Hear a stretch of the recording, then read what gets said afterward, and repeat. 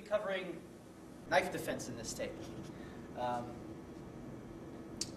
There are so many different kinds of martial arts systems out there that teach knife defense and also teach how to use a knife. So there are many different styles of knife fighters. What we're going to be covering is we're going to be covering the most common knife defense, I guess, against the most common average individual, gangbangers, street thug, average person who's carrying a knife. Zaid, come here a second. Ladies and gentlemen, this is Zaid. Okay. When you're looking at knife defense, your strategy, number one, has to take into consideration the most dangerous areas on the human body where you're going to get cut, where you can get cut. Now, these areas that I'm about to mention, I'm going to generalize this for you. Anywhere between 3.5-inch depth of cut, okay, to 1/4 inch of depth of cut can lead to unconsciousness anywhere between 3.5 minutes to immediate unconsciousness, and death to anywhere between 4.5 minutes to immediately, and everything in between that. So if you get cut or stabbed in these areas, you can lose consciousness and die anywhere between 4.5 minutes to immediate. Okay? So where you want to avoid getting cut right off the bat is initially, obviously, carotid arteries here, here. Okay? You also want to avoid getting cut across the throat area. I'm going to cover the head area for now. You want to avoid getting stabbed straight through the ear. Okay? Now, when we're looking at knife defense, we're also looking at any other kind of possible edged weapons. That could be a screwdriver, a razor blade, a knife, a dagger, so on and so forth. You also want to avoid getting stabbed back of the neck here, going up towards the brain area. Okay? You want to avoid, obviously, the eyes, getting stabbed through the skull, through the eyes. More so in an upward fashion than in a straight-through fashion, depending on the length of the weapon. You want to avoid getting cut across the brachial artery here, the bicep, on the inside here, major artery. Obviously, across the wrists. You want to avoid getting stabbed through the heart. You want to avoid getting stabbed through the subclavian, right behind the clavicle bone here, deep inside. You want to avoid getting cut across the femoral artery, all right? Right in here, inside, in between your legs, across the femur here, inside the muscle, major artery. You also want to avoid getting cut. Now, this particular one won't result in loss of consciousness or death necessarily in the time frame that I mentioned earlier. But you want to avoid getting cut across the Achilles tendon here, simply because you'll lose mobility and you're not going to have much footwork or the ability to run. And that, in turn, will limit your, your defense principles in avoiding getting cut in these other areas. Now, when you're looking at these areas where you want to avoid getting cut, your stance when you're fighting against a knife fighter should technically protect all these areas and arteries. So what you want to do is, now there are many different stances that we cover. We go over those in great details in the fundamentals of personal protection, but you've got natural stance awareness principles, which is any position you find yourself in. You've got the passive submissive stance, okay, and then you've got the multifunctional stance, all right? In knife fighting, you want to adopt a stance somewhere between the multifunctional and the passive, but somehow modified to protect your major arteries. Your chin tucks in a little bit, okay? So you want to tuck your chin in, raise your shoulders. This will avoid getting cut across the throat area, carotid arteries, and windpipe. Your reflex at this point is, if I'm tucked in like so, and he goes for a cut, will be to lift the shoulder and to tuck yourself in, okay? And you might get cut across the face or the shoulder. Nasty cut, but not fatal. You want to, instead of having your hands up like so or up like so, if I'm doing this, now I'll switch it around. If I'm doing this stance, my artery here is exposed. If he goes for a swipe, I get cut across the wrist, the radial artery. So what I want to do, if I'm taking a passive stance, I'm going, look man, I don't want any trouble, and he hacks across, he's going to nick both my wrists. So what you want to do from here is angle your wrists inwards, close off, get your elbows tucked in more so he can't even reach inside your bicep. Okay? So I don't want to be too outwards where I'm exposing a bicep like so. I don't want to keep my hands flush where I'm exposing my wrists. So I'm going to tuck my hands inwards a little bit more and tuck my elbows inwards. My chin is tucked in and I'm looking my opponent this way and I will fight from here.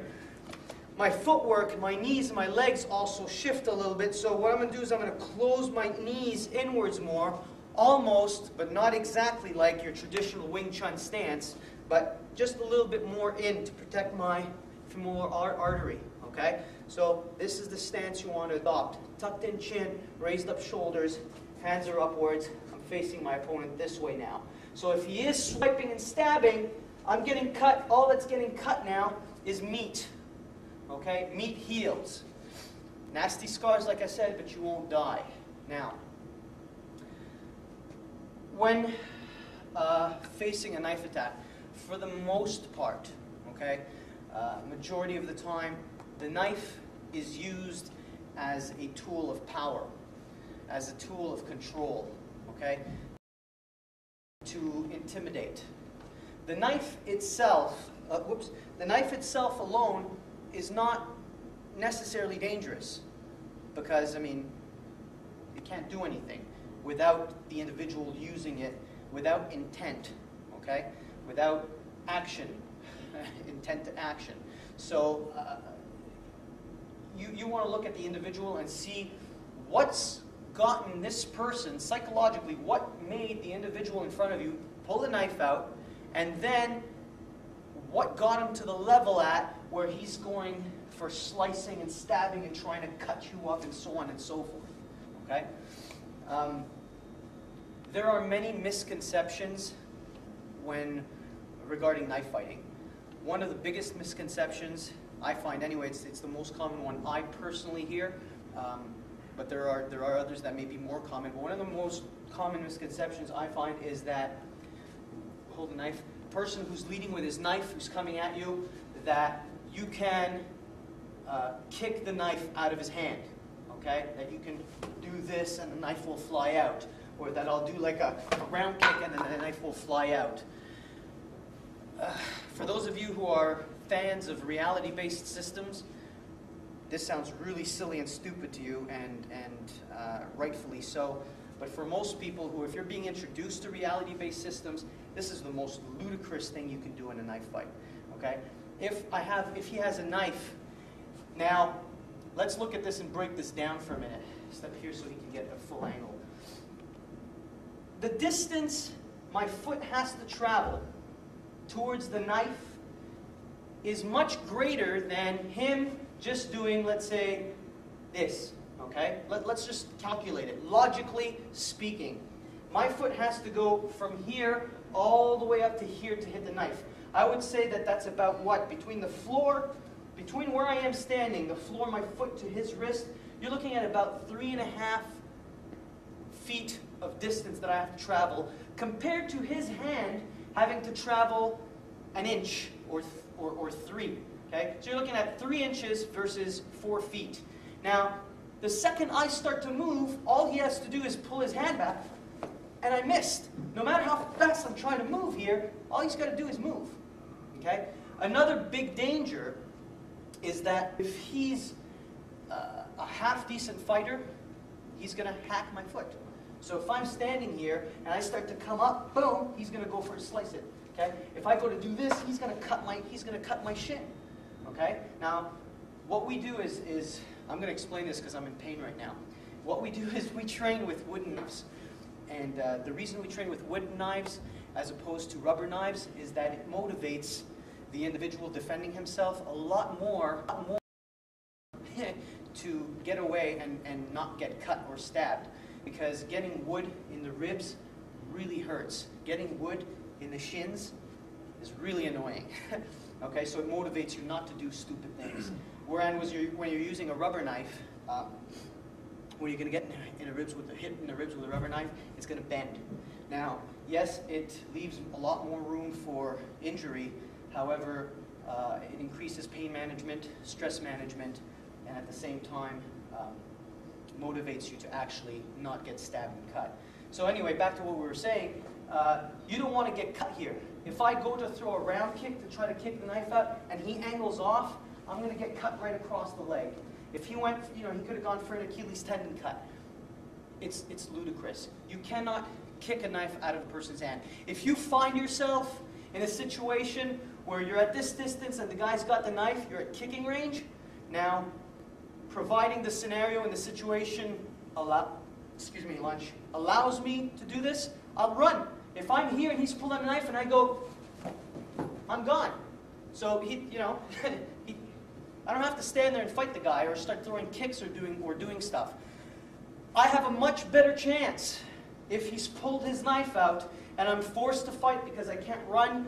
I'm in a bar and my girlfriend or wife went to the bathroom and I'm waiting for her, and while she went to powder her nose, because women really take a long time, and anyway, while she's in the can, a whole altercation happened, we're getting into a fight. I got a much better chance angling off here and using my belt as an improvised weapon against his knife than I am to throwing a kick, or picking up a bar stool, or picking up a chair, or whatever. Okay? So what you want to do is you have to respect the knife, you have to respect the weapon, you have to respect what it can do to you, your capabilities, so on and so forth.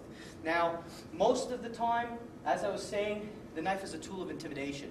The person will take the knife out and the majority of the time will use it in a static attack.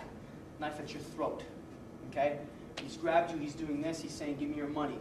Or you got the intimidation factor. Are you fucking with me, pretty boy? Yeah? You want me to rearrange your face, cut you up a little bit here, bitch?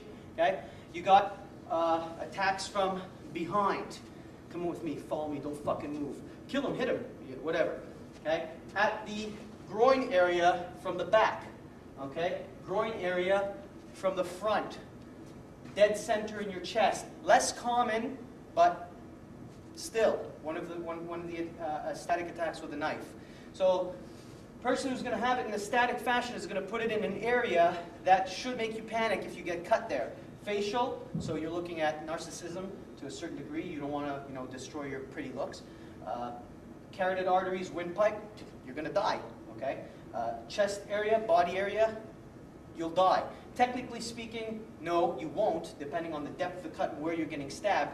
Like I said, as stated in earlier tapes, I personally know somebody who was stabbed 13 times in the stomach, and survived, and actually won the fight, drove himself to the hospital. So it's not necessarily so, but there is the belief that if you get stabbed or if you get cut, you die. You die. That's another misconception. No, that's not true. Very important to understand.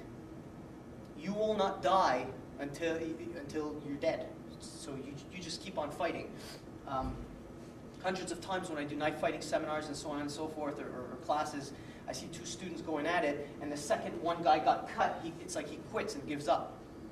Very important belief system, folks. Do not stop. You're doing drills, you're working with a knife, I don't care if the person's on top of you sawing your head off with it, you keep fighting. You do not stop. You're dead when you're dead. That's it, that's all. You can breathe, you can think, you can panic, you can do something.